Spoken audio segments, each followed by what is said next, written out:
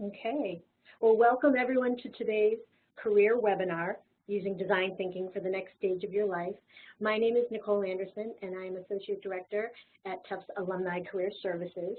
And I'm pleased to have Tom Sadtler from Tufts Class of 73 with us here today. It's really great to have an alum back on campus offering advice to other alumni and students.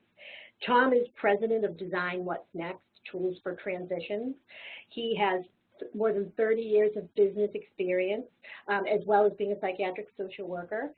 In addition to his time at Tufts, Tom also studied psychiatric social work at Boston College and has his MBA from the Harvard Business School. So a few things before we start the webinar today. We've shut off audience members' audio and video. This webinar is being recorded. If you have questions for Tom or me during the webinar, feel free to open the Q&A box and type your question there. And we will answer, we have a spot during the webinar where we're going to address questions, as well as at the end of the webinar. And I'll point out that these questions will be captured in text in the recording.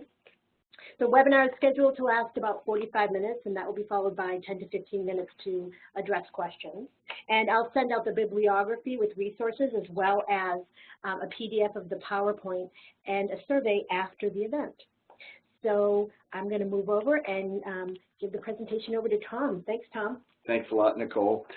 Well, I'm amazed at how much Tufts has changed since I was in here in the Stone Age, but there are lots of great things going on in the school. And it's worth a trip back if you can get here. So as we were thinking about today's webinar, we thought there might be 3 reasons that you would join in. One is life's going well and you want to keep it that way. You're promoted, you're married, there's something exciting about your life and you want to keep it on this upward keel. Life's coming at you. Things aren't right and you're looking at how to respond instead of react. You've had a breakup, a layoff, approaching retirement, or something else that just is worrying you, or something's off. Life isn't fulfilling. It may not be clear what it is, or you don't know what exactly is wrong, but you want to try and figure it out. So I'll provide concepts and tools that will be helpful for all of these, but I'm going to start by talking about myself. And if I can get this thing to work. Okay. Thank you. We have our first. So we have our first, here it is. Great. Oh, there we go. Great. Great. So as Nicole said, I was an undergraduate at Tufts, have a BS in psychology. Actually, the difference between getting a BS in psychology and a BA in psychology at the time was check BA or check BS. There was no difference in anything else. I have a master's in social work from Boston College and an MBA from Harvard Business School. And after Harvard, I basically went on what I would call a 35-year ride, climbing the corporate ladder at Digital, Compaq, and HP. I left HP, did some other things, went to the MIT Media Lab, and then went out on my own and a Boston CMO. It's a consulting firm which was focused on marketing and strategy, things I had been doing at Digital, Compaq, and HP. And one day, a friend of mine said something to me which really changed my life. He said, "Why don't you do something that energizes you? When you talk about marketing or strategy, it's sort of boring. You're going one step ahead of the other. You know what you're doing, but there's no life. But when you talk about people and helping people, you come alive. Why don't you do that instead?" And it was like a switch. The switch was my old life, which now had no meaning at all because the cat was out of the bag, the truth was out. And I spent really a couple of years looking at different options for what I could do that had to do with helping people. And without going into one of those, I then came across a book. Actually, it was a book review in the New York Times, and a book, which I'll show you right here. It's called Designing Your Life. It's by Bill Burnett and Evans. And it's about the most popular course they teach at Stanford University. It's for graduates and undergraduates. And it really is how to use design thinking as a way to design the next stage in your life. So This is a great book. I've done all the exercises in the book. There's also a workbook for it. And if you're interested in just exploring what's next in your life, it's a great thing for you to buy and work through. But it has two problems. One is it doesn't deal with transitions. You know, everyone's getting out of college or getting out of graduate school, and so they don't deal with the emotions that one needs to think about as you're going through that transition.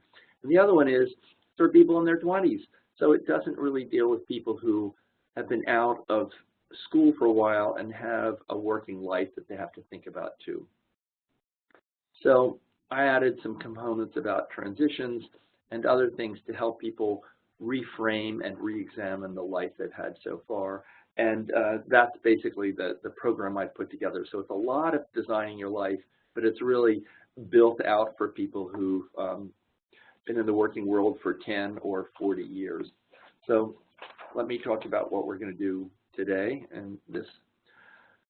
So we'll talk about three things. One is transitions, and related to this is the life design journey. So transitions is really how do you make a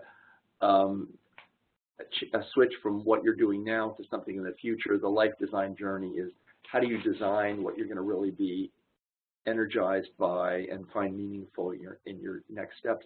And then we'll talk about next steps and how you can take those. So when you think about transitions, a lot of what people think about is happy things. Getting hired, getting married, having a baby, graduating. But there are also sad things that people think about, which are getting laid off, getting divorced, having your kids go away to college. And transitions, each transition is unique to the individual and the event that's happening, but they all have some things in common. And one of the things that's in common is it's an emotional, oops, I went too fast. So we'll get to that in a minute. What I'd like you to do next is actually look at the different transitions, and we're going to have a poll, and Nicole's going to run the poll, but we'll ask you which of these have been the most difficult for you, and what have you learned from managing these transitions. So I open the poll. So the poll's opened, and you've got basically about a minute to fill this out.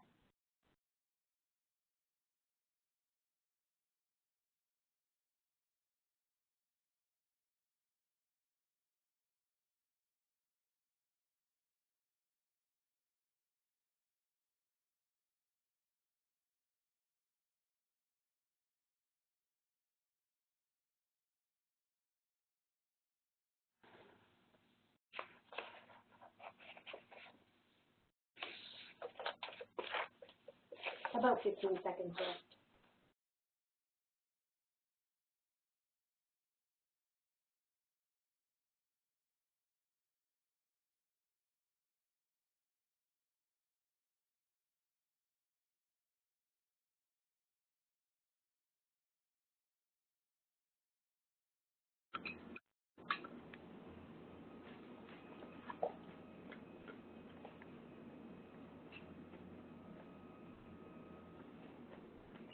Hearing anything.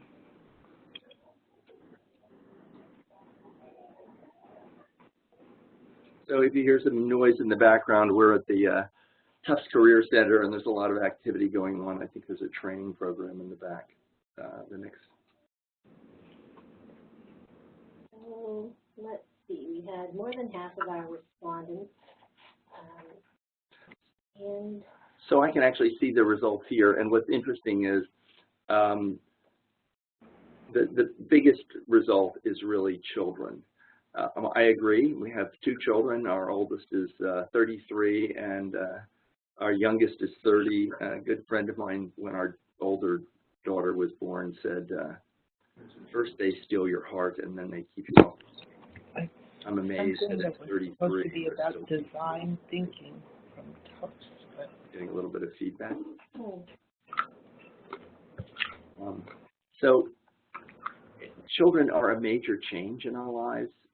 We have to stop thinking about life from just the two people. There's a third or fourth or fifth. One person I know had triplets. member of the family, and it just drives a whole set of new behaviors that have to do with lack of sleep, thinking about someone else, and a whole set of conflicts that often happen in a marriage. So that's important. The next two are hiring and promotion and layoffs. And it's amazing that one thinks about hiring and promotion as one of the most difficult things that could happen in your life. But you really relate to people in a new way. When I was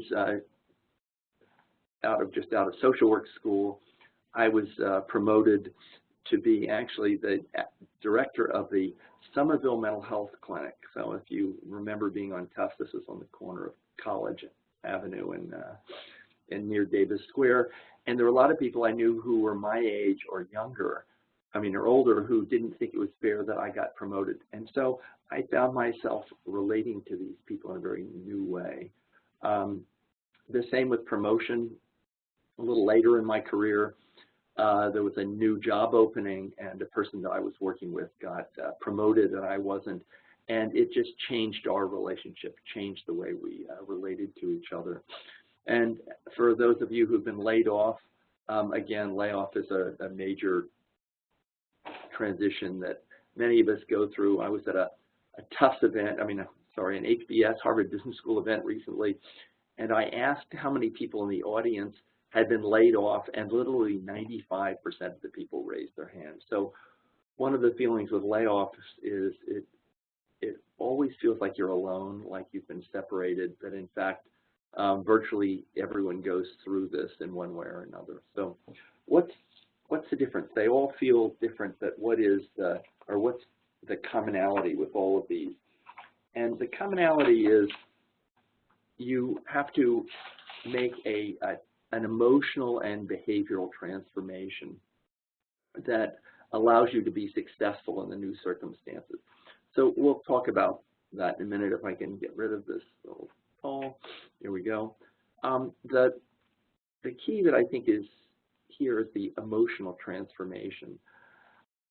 A lot of people don't think about a transition as requiring this emotion and the change in emotion, but transitions begin with an ending.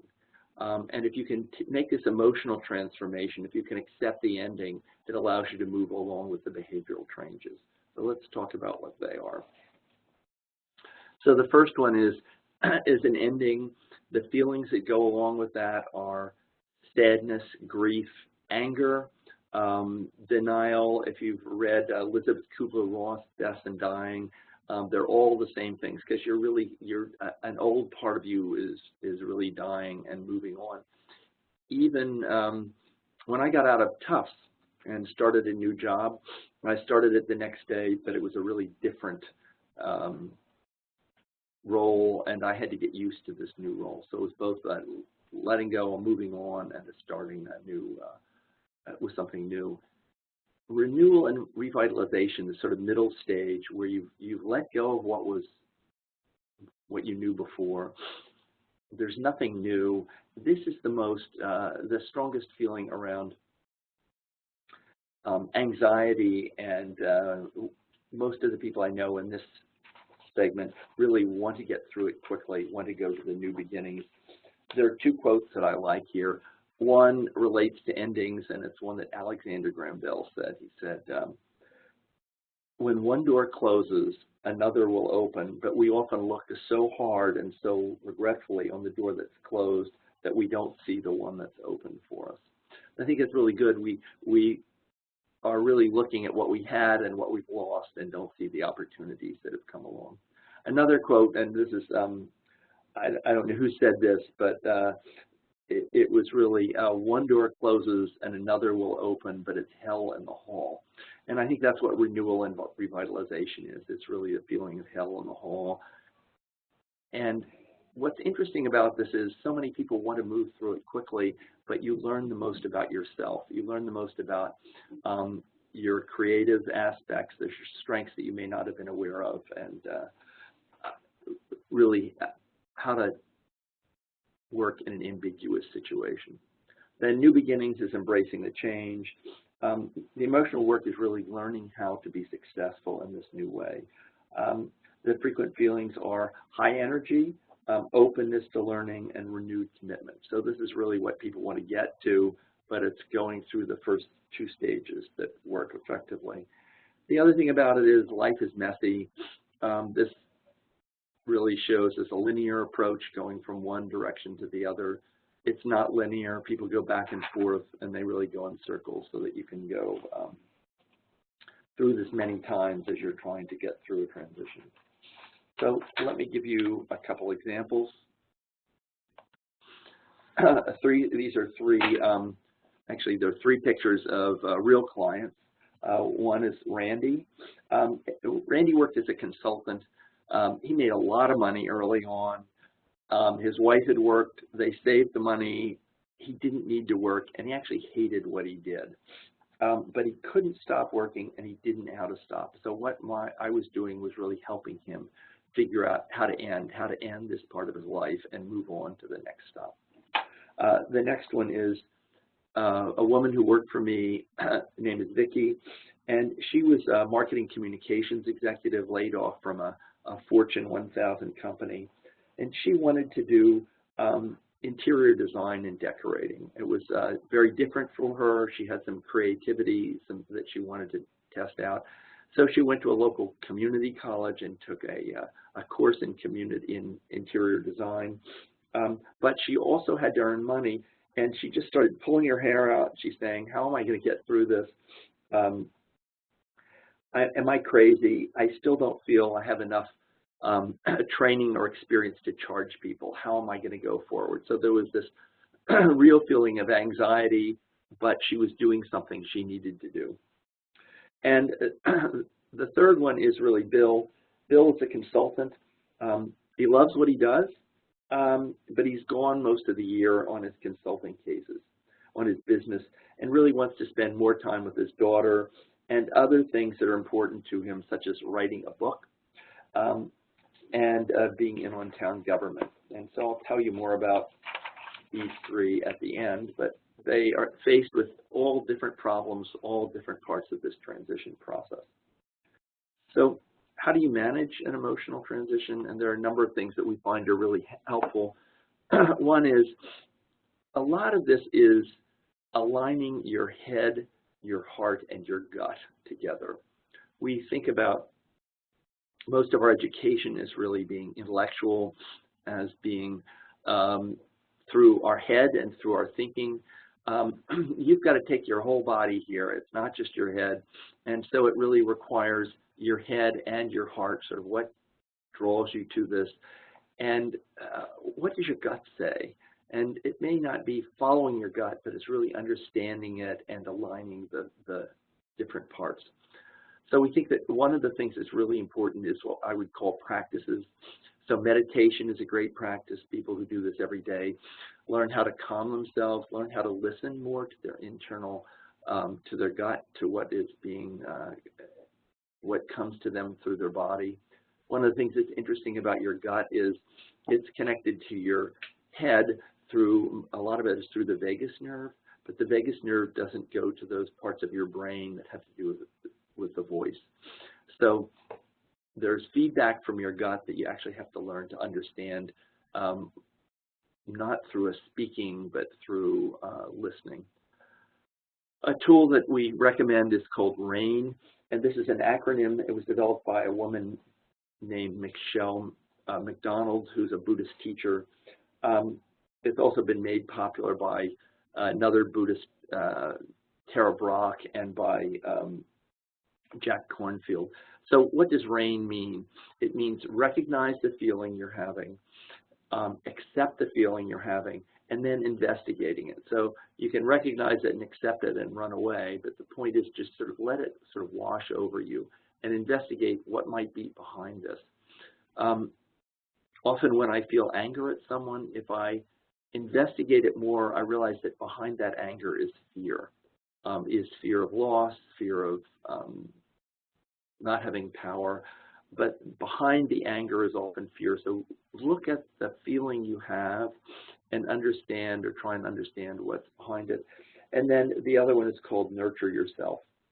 It's really okay to have any feelings you have, The question is what you do with it. And sometimes people just hug themselves as a way to nurture themselves and accept the fact that they're having these feelings.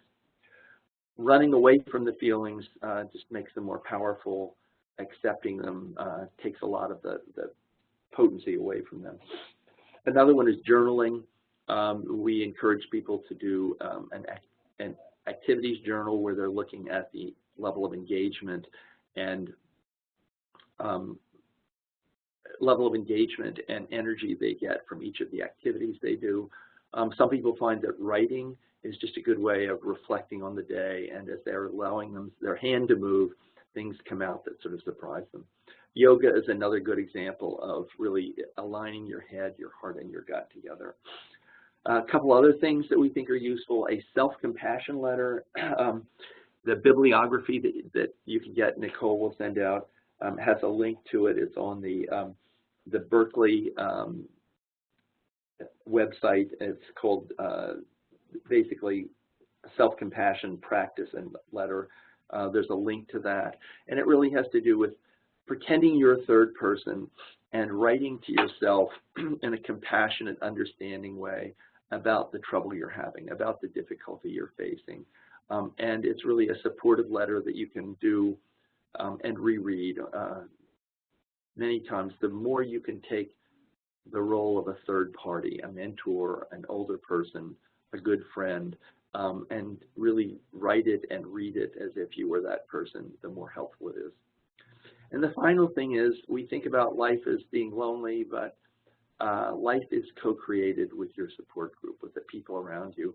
So if you can identify a group of 4 or 5 advisors that may not come together in a group, but who you can call on sort of a regular basis and sound things out with, you'll find that this whole process of emotions and transitions is a lot easier. So we'll stop in a minute to look at any questions, unless I'm stopping here. Yeah, so why don't we stop here and see if there are any questions. Any questions, Nicole? Not yet, but we can remind them that they can type questions into the Q&A box. Okay, so if you have questions, you can type them into the Q&A box, and I'll answer them at the end of this. So let's look at the life design process. You can transition from one thing, but the real question is, are you going to something that will give you energy and engagement? And that's what we'll try and look at next. So there are 5 keys to life design, and one is wayfinding. It says find your way, but it should be wayfinding. You really are trying to align your head, your heart, and your gut. It's important to be curious and try stuff, have a bias for action. How many times have we thought about something and thought we wouldn't like it, but when we tried it, we love it, or thought we would like it, but when we tried it, it was sort of boring. So try stuff and then write down what your reactions were. Reframing problems is a good way, looking at a problem that you've had in a different way. Knowing this is a process, that you aren't going to all of a sudden wake up one day and say, I know what I'm going to want to do when I grow up, because it just is a step at a time, and taking smaller steps towards what you understand and what you experience is more engaging and more meaningful for you is much better than taking a large step. I have a friend who has moved around the country multiple times. He's moved to Denver, he's moved to San Francisco, he's moved back to Boston. He's now thinking of going to New Orleans, and each time it's been a big jump, and he's taken a different role. And each time he feels that it hasn't worked for him. And so what we're trying to do is help him to understand that instead of a big jump from Boston to New Orleans, going from a for-profit to a non-profit organization, it's better to take a small step towards where he wants to go.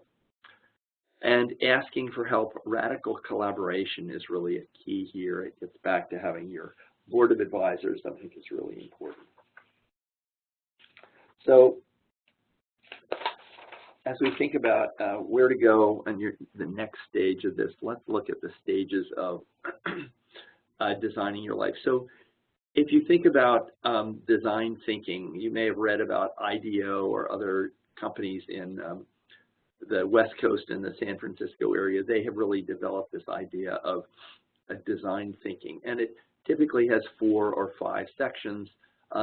We think it's really important to start where you are, and I'll talk about this in a minute. But let me look at each of these other ones. One of them is empathize, seeing with new eyes. Here's maybe a story that will help you to understand this.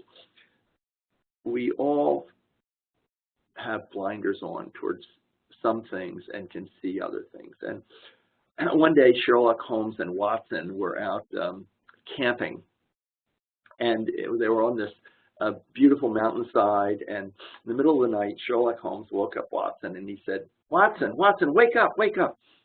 And Watson woke up, and he said, what do you see, what do you see? He said, I see the stars and the Milky Way, and I feel one with creation, and this is just so beautiful.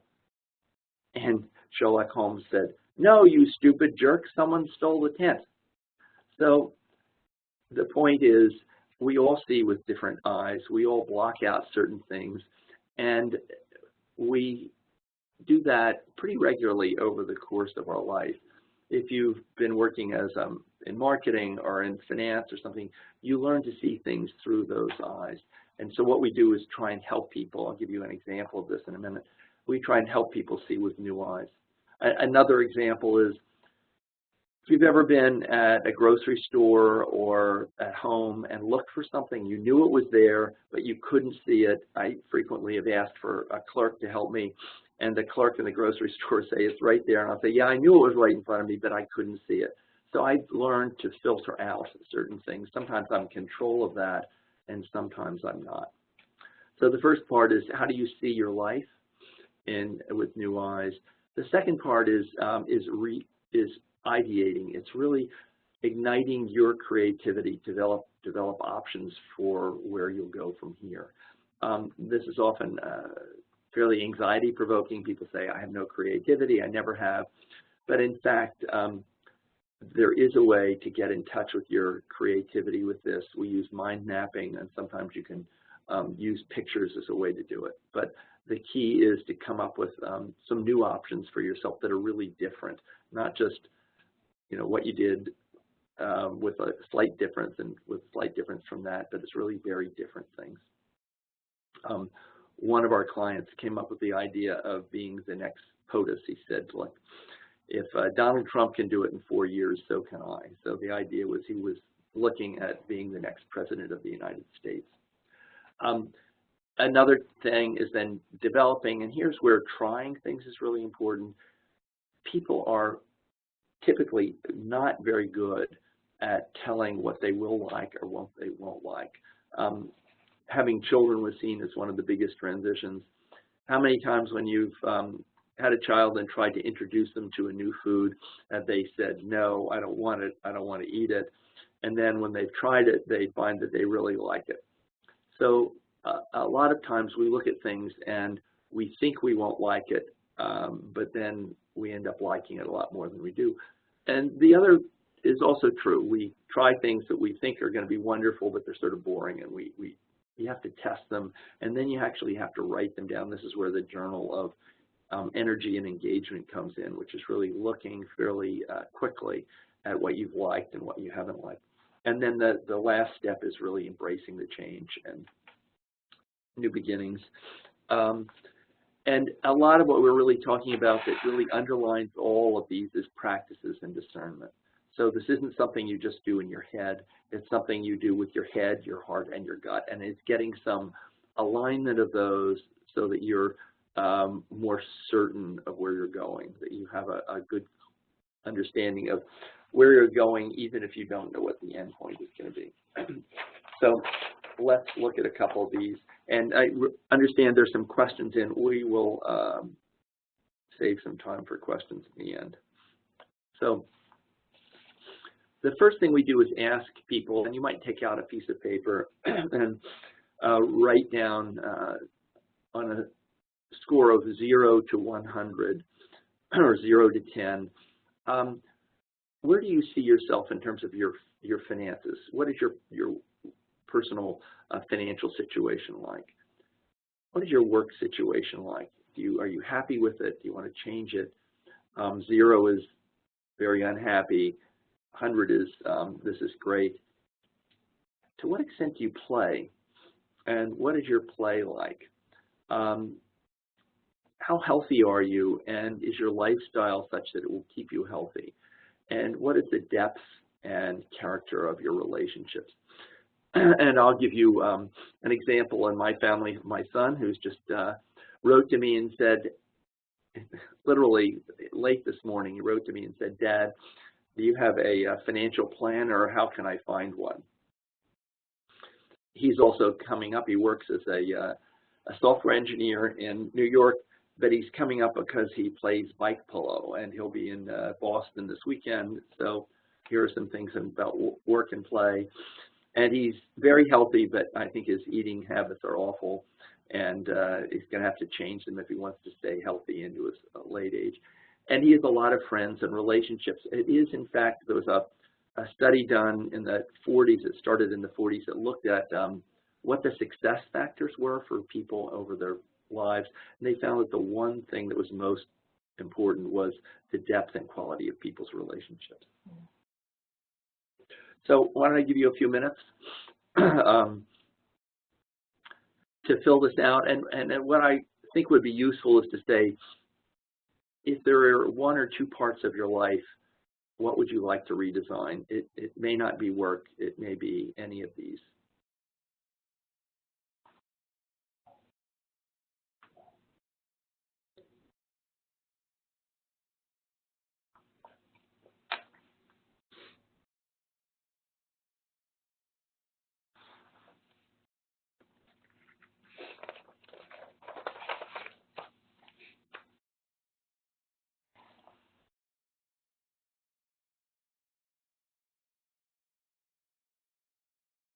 So you can also be, you don't have to do this right now. We're not going to ask you to hand it in at the end of the hour. But let me look at some of the things that we have people do and work through.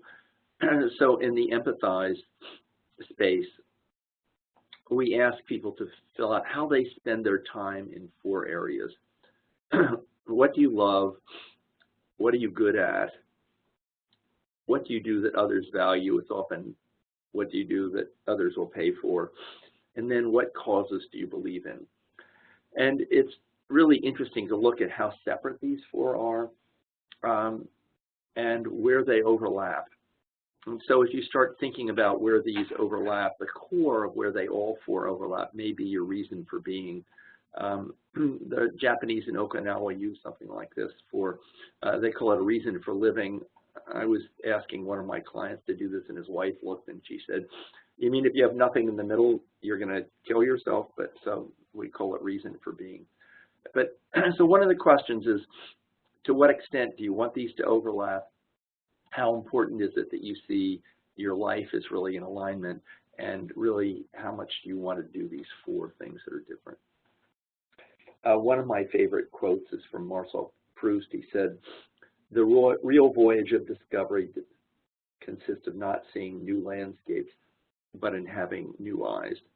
And this next is a picture that I took in Florence. I think it really demonstrates that. It really helps you to see about the landscape of Florence from the picture of a cruise ship. So another, Henry David Thoreau said, "It's not what's there, it's what you see that's really important." So as you're thinking about this, are you seeing the fact that someone stole your tent? Are you seeing the beauty of the stars? Are you finding that part on that product on the shelf that you wanted to buy but was right in front of you? So the question is, what is it you're seeing, and how can you see things differently? Here are a set of questions that we ask that may help you do that. You could take out a piece of paper and just sort of write the answers to these down. Again, nobody's going to collect these at the end, but when you were very young, what did you most love doing? What elements are key to this story? How did you feel? So when you were a teenager, what brought you the most joy and satisfaction, especially when things were challenging? What is your favorite thing to do on a day off, on a Saturday morning? What have you spent your life apologizing for that you love doing? And one that I'll give you as sort of extra credit is, if you've had a mentor or an older advisor, what have they seen in you that you've had a hard time seeing yourself?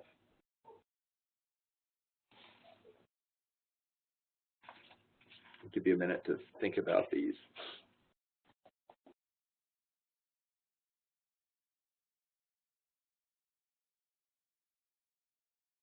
And I'll give you two examples. One client was looking at this and he said, you know, I've been a CFO all my life. I am great at doing spreadsheets, but I hate spreadsheets. Said, when I was a teenager, I used to go to my father's store, and what I liked the most was talking to a customer and helping them solve their problems. And it was, he said, I realized that what is really important to me is helping people solve problems. That's what gives me joy and satisfaction. And so I have to think about how do I take things that I'm good at, but really things that I like doing when they're challenging. I mean, like doing as my next step. And another client who works for a private equity firm and he's constantly doing deals, finding companies to buy, how to turn them around, who to hire, all of these things. And so he was looking at what to do next because he realized that there were some parts of being in a PE firm that were not appropriate for him. And he said, you know, on a Saturday morning, I get up at 6 a.m. and I go to a local food kitchen and I organize the wait staff, and I love that. That's what I get my real satisfaction from. So he's good at identifying deals and making them happen, but what gives him real satisfaction is helping people. I think it's really important to look at these and really understand what you may be missing. For him, I think he's always apologized for caring about other people. So the next step in this is really reigniting your creativity and developing options, is what we call ideate. And one of the things I love is you've really lived one life so far, but you have multiple possible lives within you. So the goal here is to identify 3 or more really different lives, and then look at the questions that each of these asks of you. You know, one is, do I have the ability to do this? Will I be good enough at this? Another one is, will I stick with this or will I get bored? Will this make me enough money? There are a whole set of things that, as you look at different lives, they will ask questions that you need to explore. And that's the key part, is understanding the questions that they ask and understand where this might not be enough. Because the next step is really going out and testing these questions you have. There's a reframe, which I like, which is called, you know, if I comprehensively research the best data for all aspects of my plan, I'll be fine. I think that's what we're taught to do in business school, you know, do all the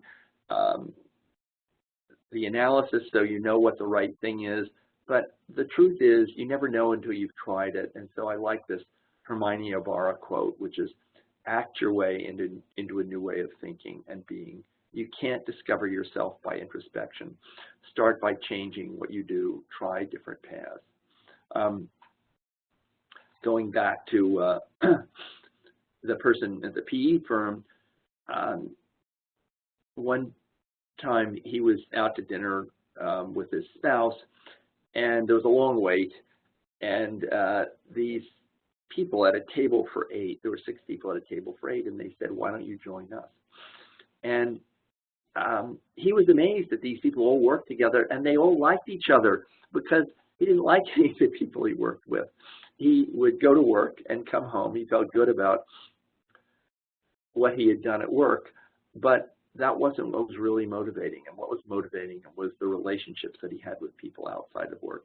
And so looking at how to bring these together has been a really important part of what he's been doing since since that dinner.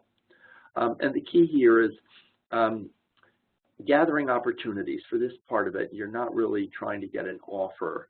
You're trying to understand what the opportunities are for yourself. If you really love something and you're really excited about it, the chances are pretty good that you'll get an opportunity to do something related to that. So the other part of this is then prototyping and testing your assumptions. And so we ask people to network, but it's in a special way. You're actually not asking someone for a job. Networking, as I've thought about it, is you go out, have a cup of coffee, and you say, hey, here's what I'm looking for. Can you help me find a job? What you're asking here is a very different thing. You're looking for someone who's doing something similar to what you would like to do, what you think will give you energy and engagement. And you go and ask them, what do they love doing? What gets them out of bed in the morning? What do they really enjoy doing? And two examples where I think this can be really helpful. One person was interested in franchising. He basically loved Dairy Queen, and he thought, well, why don't I open up a Dairy Queen franchise? So he had a cup of coffee with this guy who sold franchises. He put together a restaurant, and he was trying to sell franchises. And so he listened to this guy for 2 hours. He actually had to shut the person up because he had to leave, and he realized he didn't want to do that because it wasn't what he thought it was. It was managing people who were low paid, trying to get them there, trying to do them to do the right thing and treat your customers well. And it just was a really difficult job that he didn't like doing. So 2 hours, and he avoided something that could have been very expensive and difficult to do. Another one was a person I mentioned earlier who was interested in working in small town government, Bill, and he basically said, he talked to someone who worked in small town government, asked him the same things, what do you love doing? And within an hour he realized that was not what he was going to do, that it was a horrible experience for what he wanted out of life. But he also knew someone who had written a book, had written a memoir, and Bill talked to him about it and realized that he could do that. He'd worked in developing countries, he had done a lot of work with disadvantaged groups, and that he could do a memoir about the things that he'd learned that would be useful for him to write, even if he wasn't sure it would sell a lot. So from here, oops, I hit the right. So what do you take out of this? Life is more of a process of wayfinding than using a GPS. So what's the difference between wayfinding and a GPS?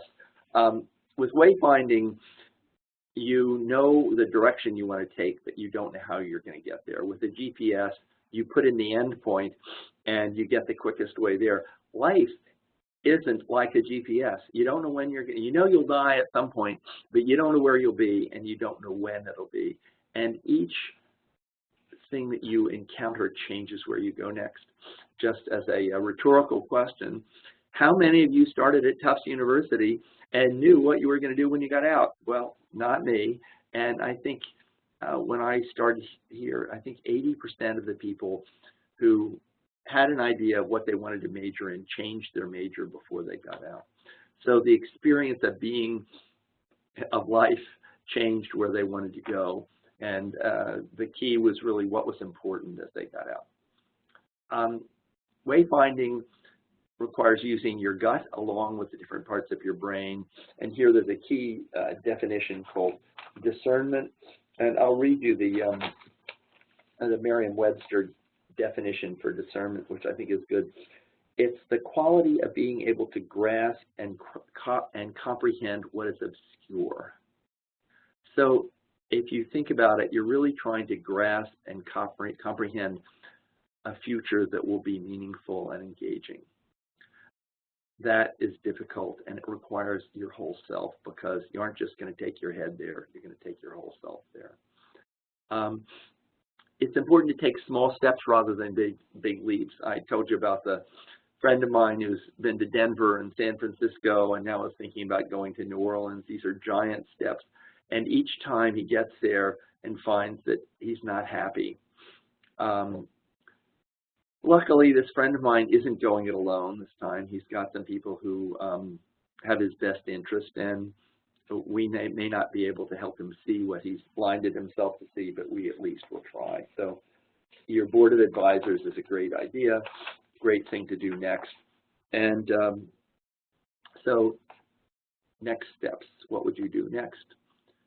Well, build your board of advisors. I've said that at least 4 times. Call the Tufts Career Resources Center. Nicole's a great person who's really helping alumni with figuring out what they want to do. You can schedule an introductory session with me. You can write to Tom at Design What's Next, no apostrophes, or call me. I'll have an open group in January, and I work with people and individuals. And I think we have questions, and I will end with one of my favorite poems. So, Nicole, you have some questions? Sure, I'll come on camera now too. So one question, is there any rule of thumb for the duration of the renewal period? Oh, that's a great question. No. The rules of thumb that I think really have to do with what's your financial position. So that sort of gives you a runway, and you unfortunately end up having to squeeze it in. You know what I would actually say, if you think about this differently, you go through a transition, but all your life you're growing and changing. So you're always going through some transition. For the death of a parent, it could be 6 months or a year. For divorce, it could be another year. For getting a new job, it might be, you know, a couple weeks or a few months. I think they're really different, and it depends on the person. I wish I could say, oh, 3 months and you're done, but it really depends on what the situation is and how easily you deal with the transition. So some people actually spend a long time going through the transition because they never end it. They never think of giving up what they're giving up. Second question that came is, how do you manage too much help or too much advice? When reaching out to people for support, it has started to become more confusing as advice begins to clash and is clearly coming from a bias about what someone else might want for you. Well, that's a great point. I think that's where some form of a practice is really good, journaling or meditation.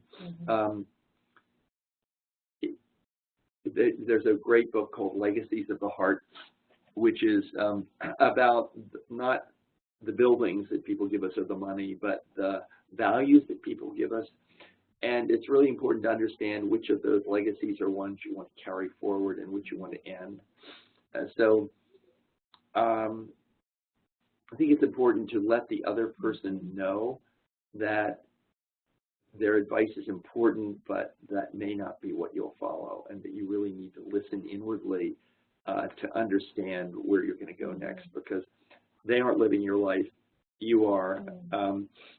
One of the bad quotes I have about my son is, my son unfortunately has figured out that he's going to live his life, not me living it for him. And the reality is I've lived this life, so living it again would be pretty boring. And by the way, he's doing some interesting things, and I get to enjoy them. Next question, could you clarify radical collaboration? Oh, great question. I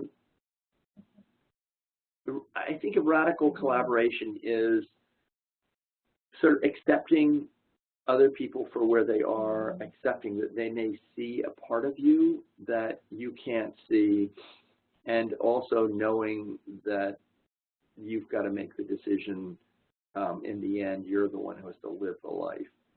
So it's, for me, radical collaboration is being as open to others around the weaknesses that I have, around the feelings that I'm having, and looking for people who are supportive of me with those feelings and want to help me succeed as I am, not as they would like me to be. And I don't. So there was one other question that people have asked in the past, and that was the what happened to the 3 people that I pointed out in the beginning. And I'll no more questions. Okay, and I'll just share with you what happened to them, because I thought it was interesting. So I'm not going to get back to where it was, but there were 3 people. One was stuck because he wanted to end his job and couldn't, and so his name was Randy. And what was really interesting was he realized as we were talking that he had a father who was very withholding and would really only give him love and affection when he was working hard at something. And so Randy grew up believing that the only way he could have affection from anyone was by working hard. And as he started to see this, as he started to see that this was not him, this was a legacy that had been given to him by his father, he started to free him up. And so he had a cabin in the woods, and he went there between our sessions one time, and he said, the shoulds just started falling away from me, and I felt freer now than I've ever felt in my life. So it was really seeing the legacy, the blinders that he had put on himself that freed him up. Vicki was another example. She was the communications executive, and she was saying, oh my gosh, what am I going to do? I have to earn money, and yet I really want to do this thing around interior decorating and home design. Well, she got a job with an interior decorator where she was doing the operations and the marketing, which took about 60 or 70% of her time, and that was stuff she knew. But in the other 30 or 40% of her time, she was going out with this experienced decorator and looking at problems, looking at the initial site that someone would propose, and then she would write up her suggestions. And of course, because this was a more experienced person, she would learn from them. But it meant that 60 to 70% of her time she was doing something she knew how to do, and for 30 or 40 she was learning something new. And this is really important for 2 reasons. One is it talks about why it's important to take small steps. So she was learning this new capability, learning how to make money with the new capability, and doing something that she knew she could do well. So she wasn't getting rid of it. She wasn't moving from Boston to New Orleans, but she was doing those things together. And Bill, I mentioned a little bit before, we helped him to reimagine his work, and he realized a lot of the work he was doing was with the same people, and it was traveling. And so he was able to use Zoom or Skype or some other video conference for a significant part of the work he was doing and really avoid traveling. And the time that he had saved there, he was able to spend more with his daughter and starting to write a memoir. So, any more questions? One more? We do have one more. What is your advice to someone who has been out of industry, a technical field, for 10 years to care for children and does not necessarily want to go back, but needs to for financial reasons? So it depends a little bit on what your sex is. There are a couple of really interesting